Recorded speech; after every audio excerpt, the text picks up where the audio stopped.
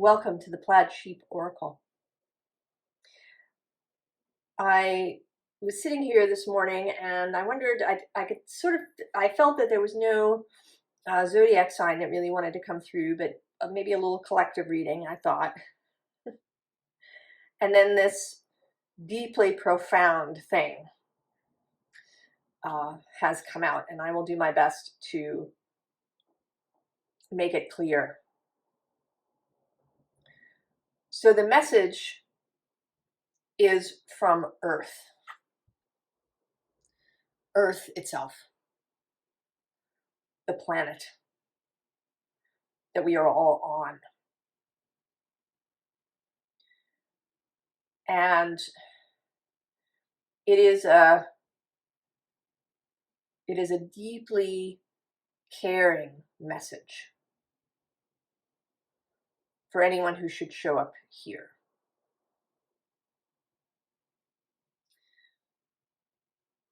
About connection, about knowing, about power as well.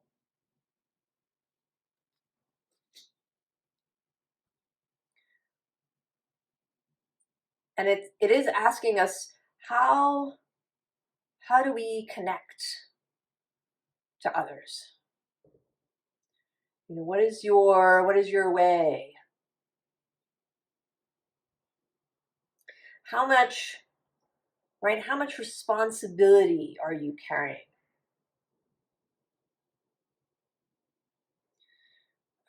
We can, if our attachment is disordered.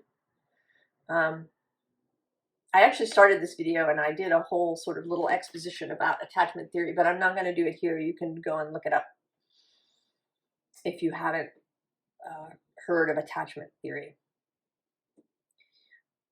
But if we are not securely attached, we can sort of take on too much. We can take on too much responsibility, and we can refuse to really connect with others. Or alternately, we can become, sort of enmeshed. But I think this is more about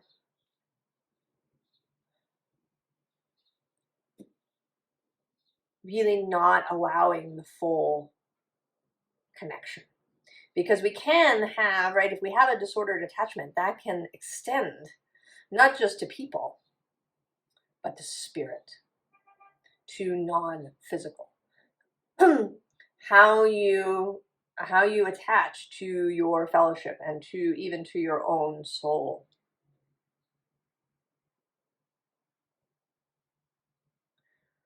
What do you think your part is?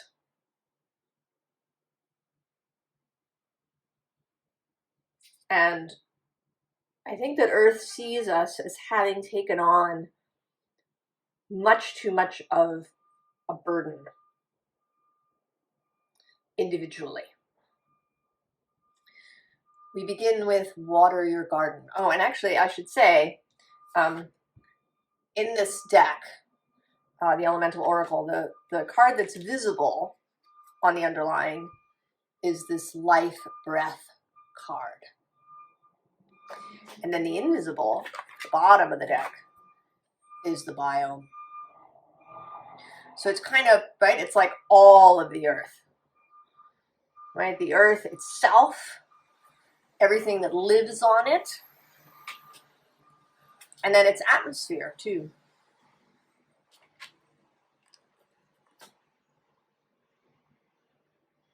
So the wholeness of it. So we start with water your garden. Nourishment, body care, tenderness, rest. And this, I think, is what the earth wants us to embrace for ourselves. To allow ourselves to sink into its waters, to breathe the air, to lay on the ground, to really allow that connection, to allow the earth and through earth and beyond source to hold us.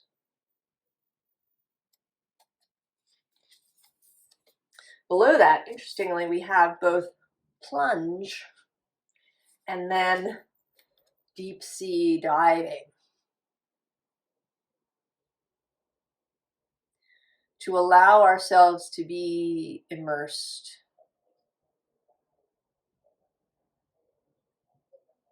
fully.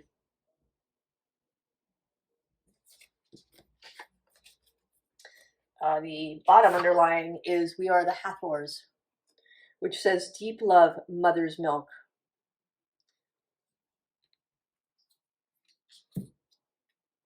And birth as a portal. Although I think it's more about those first two.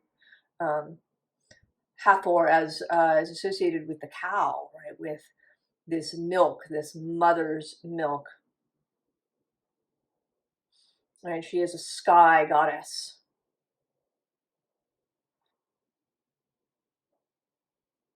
Holding her children.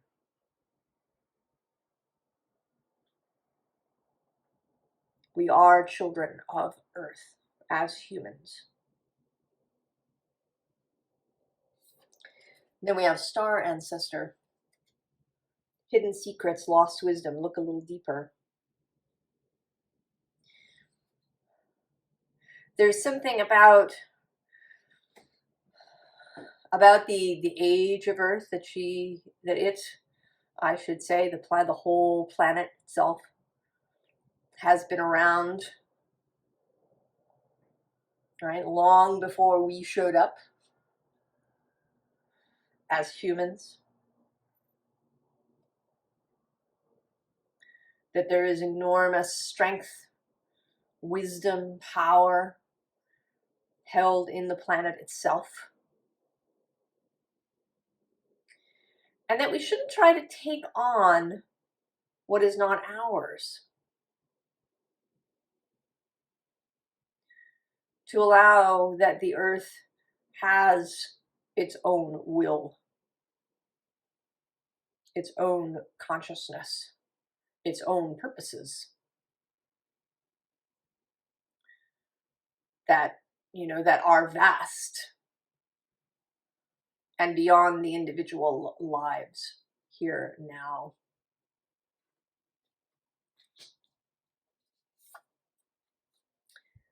And then the sirens.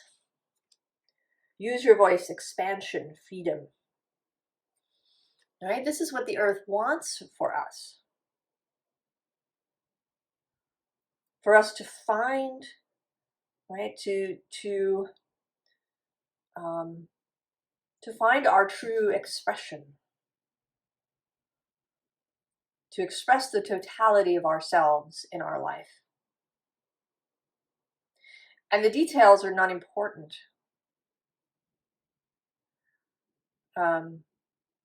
We place a lot of emphasis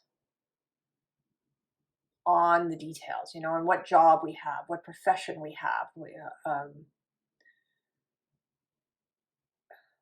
where we live. But really what we want, right, is to live this life, to fully express who we are through this life, through all the different experiences and places and people.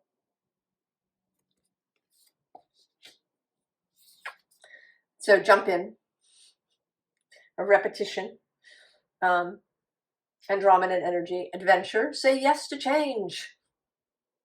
And actually right after that is the rainbow, which says sweet relief, new beginnings, a new way forward.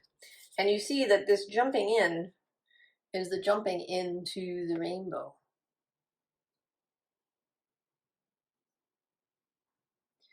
Into the fullness of everything.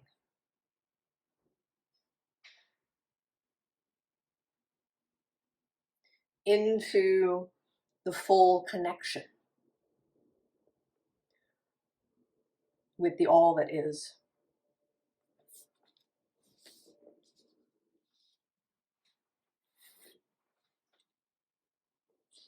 So, I mean, this is kind of, right, these Starseed Oracle cards and the Healing Waters cards are very, right, they're very ethereal. It's a very sort of spiritual, kind of otherworldly thing. And then we step into the Sacred Forest Oracle, which is more, right, kind of more down to earth itself. And we start first with this card that has come out a lot since I got this deck. Meandering pathway and flow. So we have this sort of Gandalf dude here choosing, right, to go forward down a path that isn't direct. To not forever be looking for the straightest path, the shortest distance between 2 points. Because then you might miss things.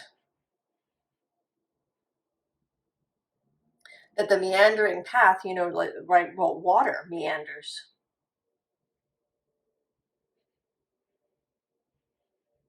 And in meandering, right, the kind of circular nature of water, the spiraling flow and shift and change of water allows it to be what it is, to be, right, to be structured water.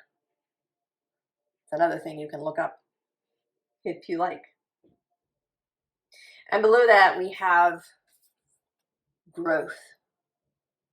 And this growth, right, in this toadstool card, right, it's not a linear sort of growth.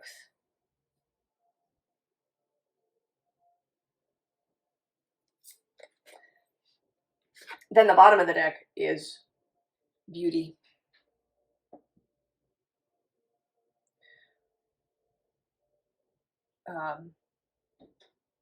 You know, and beauty on that kind of earth scale.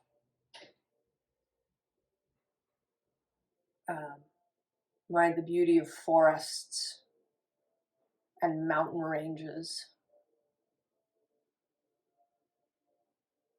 and rivers. We feel they are beautiful because we're part of them. No matter how far away we've placed ourselves. You know, even cities are technically natural. If you look at it from a particular point of view. You know, there are other, right, birds build nests and right, we've built, our nests are outsized, but it is still because we are part of nature. What we create is therefore also part of nature.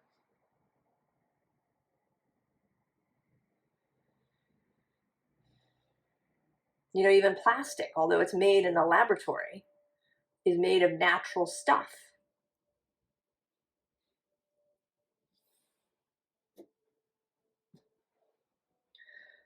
So learning to see beauty differently.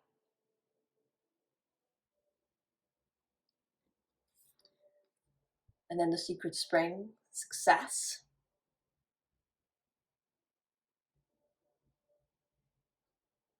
That we are successful, that we have been successful as beings here on earth, no matter our bank balance or title at our job.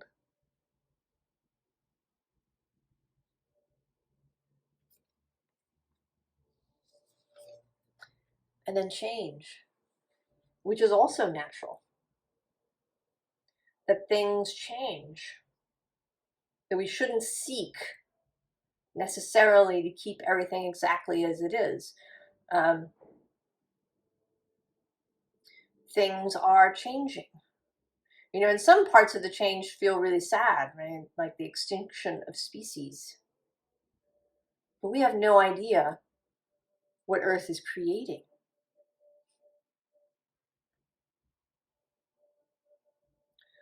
What species have gone extinct in the past?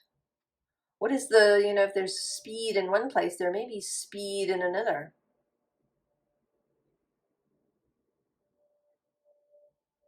Evolution and change and shifting and newness didn't stop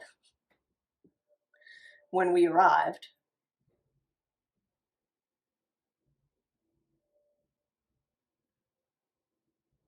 Right? It is a little bit of decentralizing ourselves.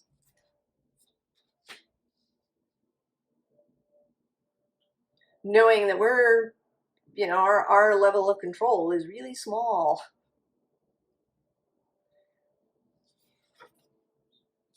And then the crystal cave with trust. So that's the biggest piece. And what I think is very difficult for many of us. This trust component.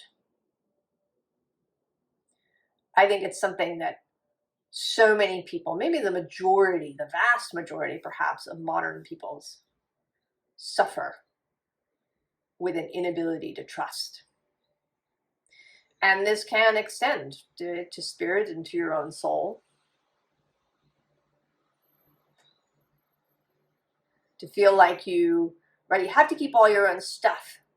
It's a bit like entering into a marriage with, a prenuptial agreement, or, making sure that you always have everything in place in case the relationship fails.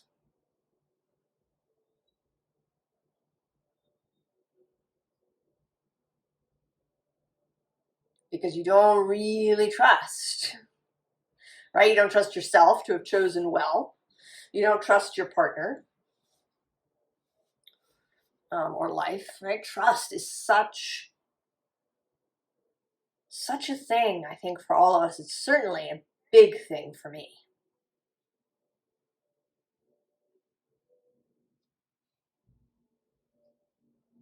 And I know all the reasons for that, all the stuff that happened in my childhood that brought me here. But even knowing that, it's not like flipping a switch. It's been something that I've been working on. And I do believe that I'm making progress. And I think that this reading in and of itself is a sign of that, and a sign that we're all making progress in this way. And that this is encouragement to continue exploring trust. And being mindful of our thoughts and our behaviors, not just with people, but with non-physical.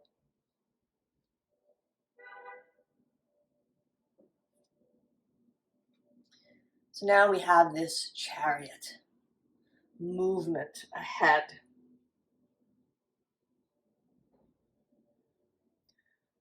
And movement together.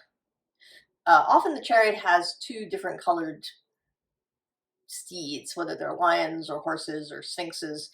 And so there's this sense that, that the charioteer has to hold them together on the same course. But these unicorns are really, they're attending to what the charioteer is doing.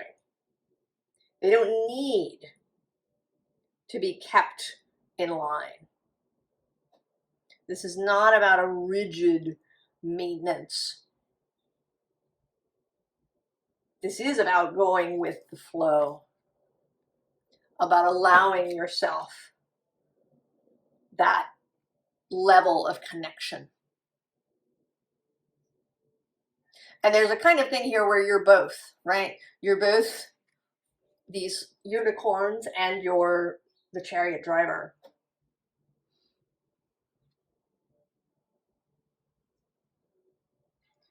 Sometimes one, sometimes another.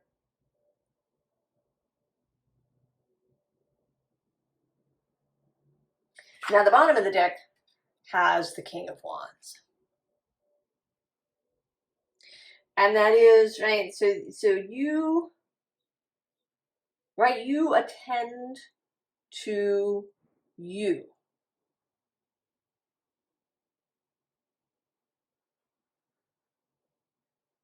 You are in charge of you, but not of anything or anybody else.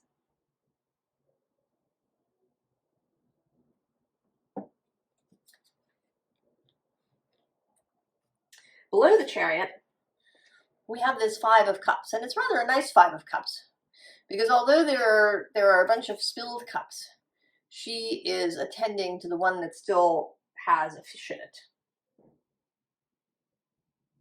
She's not concerned with anything that is over, that's done, that's past. What is now? What has meaning now? And then she shifts kind of into this image of the page here that I see as, right, that this is a scrying bowl that she's looking into.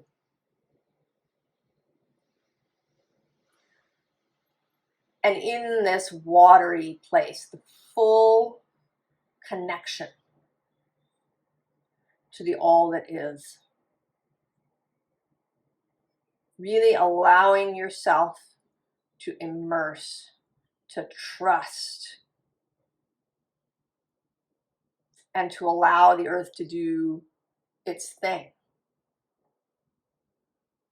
And for source to do its thing.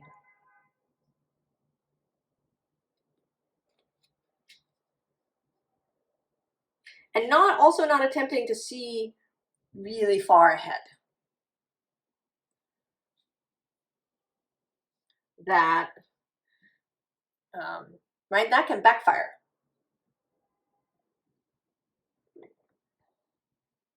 Because you can, right, you can kind of set what is happening.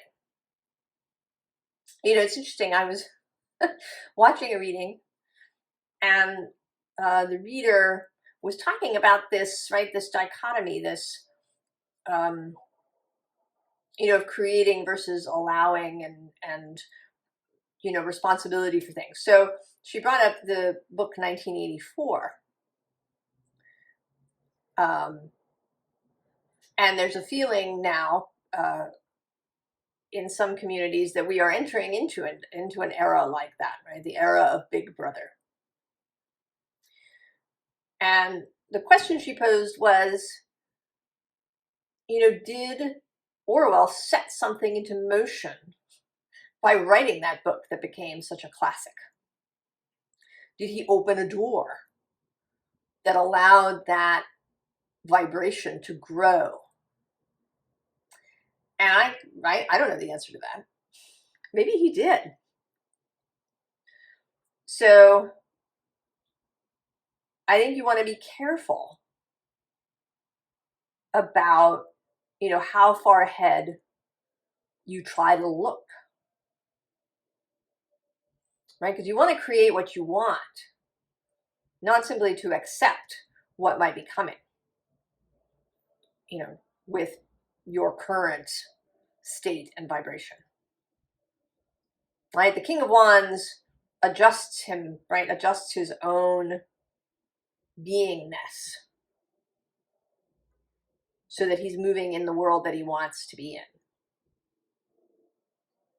But he's not out to control anybody else. All of his control is of himself. And then of his connection to the all that is, right? His alignment to his own soul and to the source of all things. And so we have the Two of Swords, which can be seen as combining head and heart in order to make choices. And this always seems to me like someone who is preparing, right? Preparing to set out. And, you know, going through a kind of final personal ritual of setting the intention, and, right, that the heart is important and present as the mind is with the swords.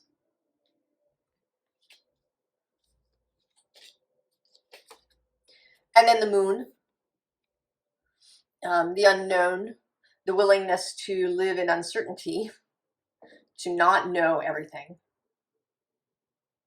Also magic and mystery and all of the, emotional waters that we swim in. The willingness to feel everything.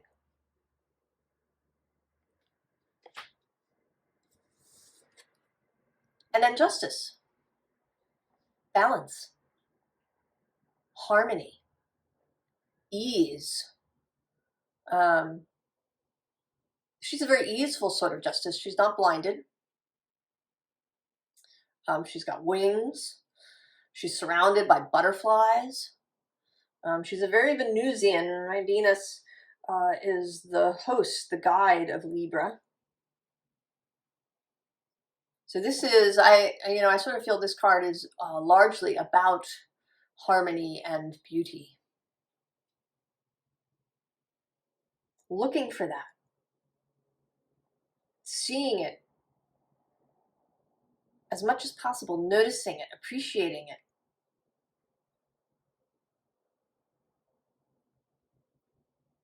Seeing what is beautiful and maybe seeing beauty in places where you didn't before. Seeing things as beautiful that previously you might have rejected.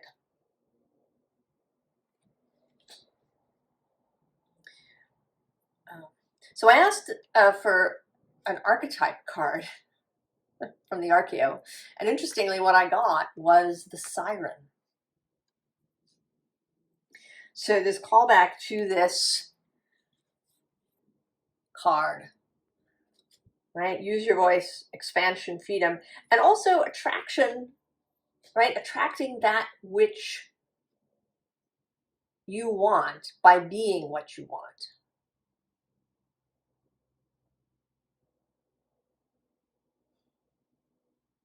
Right? If you take on, if you're busy taking on cords of responsibility and feeling really tight and feeling like right, it's up to you. I mean, yeah, your fellowship is there and that's really nice, but it's really down to you.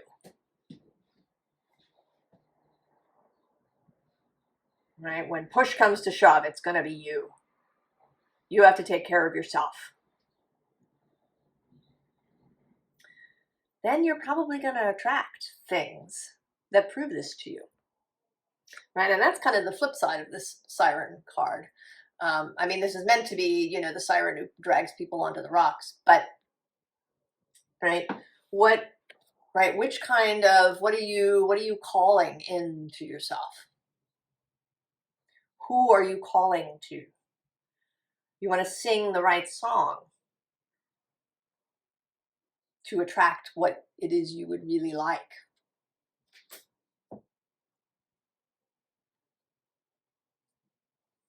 The kind of life that you want, the ability to really express the fullness of yourself. So then the fairies wanted to come out, which isn't really surprising. And I'm going to read a tiny bit from the book. The first underlying is the Singer of Initiation. The Singer of Initiation brings a major transition between old and new. As we prepare to pass through any gate, we are greeted by this singer, who tests us to see if we are ready to enter into the new realm, or whether for our own safety and well-being we must stay where we are. So, do you want to be ready? You can be. But it does mean, right, loosening your grip on some things.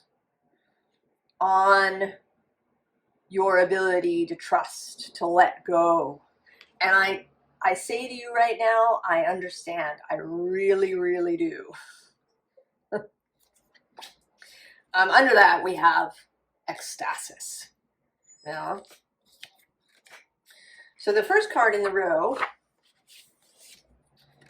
is the Singer of the Chalice.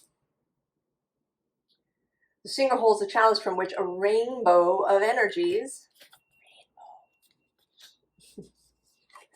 pours like the richest wine.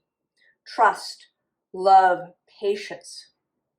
These are things we think of as having or not having. We even give ourselves credit for having them, as if we made them ourselves. And yet they are natural energies of the cosmos, which flow through the chalice and through us when we are open to them, and flow around us when we're blocking them, as water does. So the key words: trust, joy, patience, creativity, hope, miracles. Card number 2, the Maiden. Auspicious beginnings, birth, growth, joy, hope. From her crown of light to her star-jeweled toes, the Maiden is pure joy. She is the face of the force that generates growth throughout all the worlds. When she smiles, troubles melt. Where she dances, flowers spring from the ground and burst into bloom. It is from the Maiden that the pixies learned the dance that keeps the other world turning, and probably our world too, for that matter. Not your job to keep the world turning. And card number 3 is the Oakman. Strength, ancient wisdom, depth.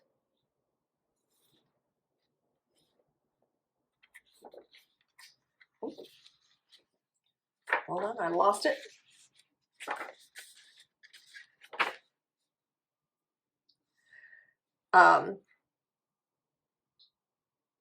So the Oakmen, right, are wisdom and elderhood,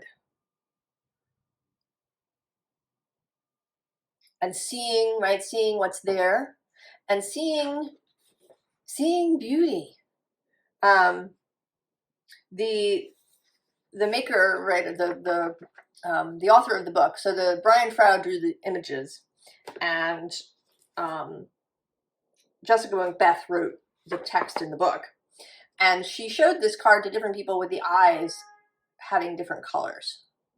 So here they're sort of brown, but some people have seen them as red and scary. And when she did them as blue, people saw them as really gentle. And when they were purple, they saw the Oakman as really spiritual. So what is it we are seeing?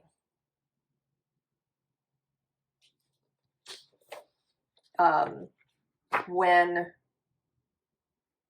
we look out into the world? Can we see beauty in places maybe where we haven't seen it before? Now in this chalice card, there's another little passage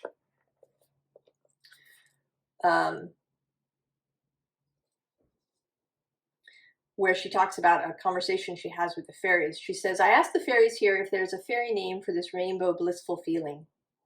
They nod, smiling, and shrug.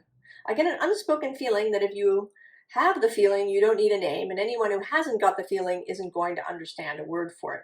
It's just one of those things, like the mystical experience of ecstasis, that we can talk about without understanding, or we can understand and not really explain to someone who hasn't already got it.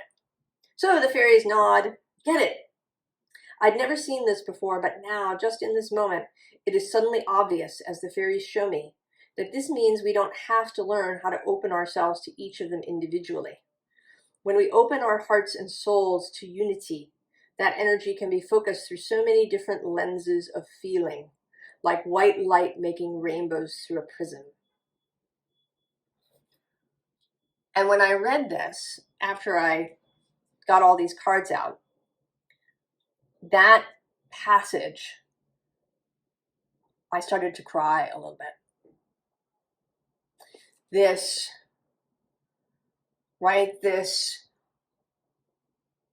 connection, this trust, this opening to unity.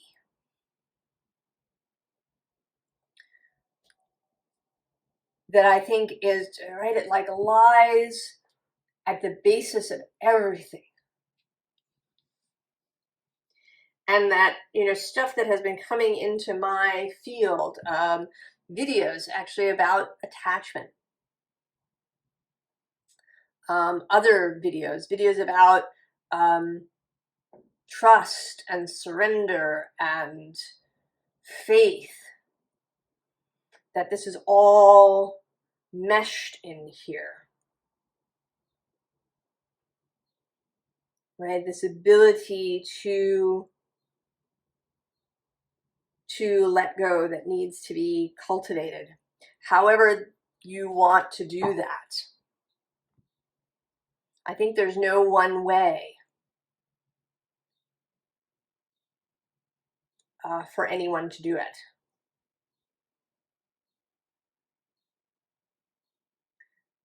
So I'm going to leave it here.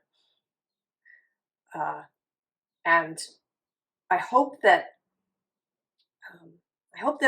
I got the message through clearly enough, and that it is of use to you and perhaps comfort to you. I wish you all the very, very best, and I will see you next time. So long.